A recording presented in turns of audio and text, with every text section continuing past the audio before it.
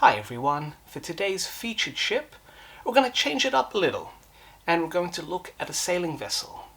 And today's sailing vessel is the four-masted, schooner-rigged Tasmanian scow, the Kermandie. This fine vessel was built in 1920 for the Huon Timber Company and was the largest of its type in both Australia and New Zealand. And, like the David Dowes and the Thomas W. Lawson, represented the apex of this type of vessel.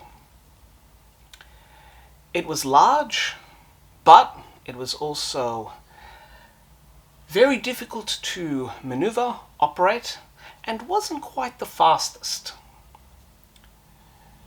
The Kermandie was built in 1920, and its vital statistics were as follows. The ship weighed a hefty 343 tons, was almost 142 feet long, with a beam of 32 feet, and a depth of 11 feet. And the ship operated with a crew of 14. And of that crew, for 3 decades of this ship's long life, it had the same captain, Captain Dark Driscoll, who was also known to be a compassionate captain, one who, after the crew would spend all night loading the ship, would give them 6 hours to sleep, not give them watches to alternate, and then, the very next morning, set off to deliver the cargo, be it oats, wheat, timber. The Kermandie wasn't the most efficient vessel. It was quite slow, it was cumbersome to operate. According to one former crew member, the ship was so slow it could never get out of control and, in using his words, would never be able to hurt itself. It got pooped once, but that was just due to unusually rough conditions. It was also rather leaky. They had a pump going all the time to make sure that the ship stayed watertight, and while that was common for wooden ships, it seems that this particular vessel was leakier than most. Despite its faults, the Kermandie did its job and did it for almost 40 years.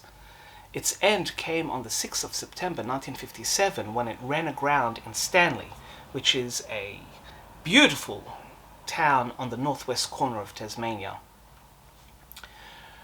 The ship could not be moved off the rocks. It was firmly stuck there, and so when the wreck was sold, as is where is, essentially all that could be taken off it was its engines.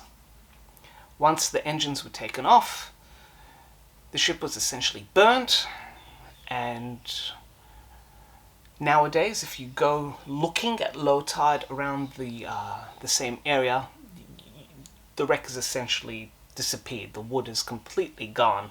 I tried doing this almost 10 years ago, dragging my poor long-suffering family around to try and find any remnant of this ship, but we were unsuccessful. But for a life of 37 years, this was an impressive achievement, particularly for a humble ship that simply plodded along, carrying bulk cargoes at low speed.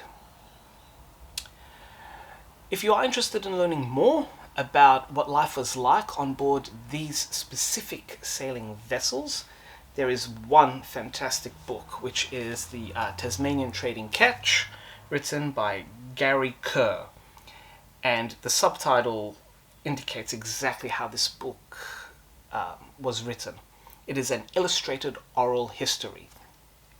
Former crew members of not just the Kermandie, but of other Tasmanian trading catches and sailing ships give to the author their memories about what it was like to be on these ships, some of the highlights of their time, big personalities that they met.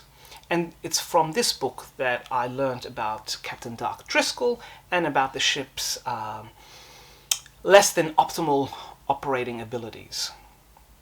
Kermandie is a type of ship that is long gone. It was a unique example of this type of ship. And if you wish to learn more, Gary Kerr's book is a fantastic reference for that, because you can hear the voices of those that lived and crewed these magnificent sailing ships. So do check them out.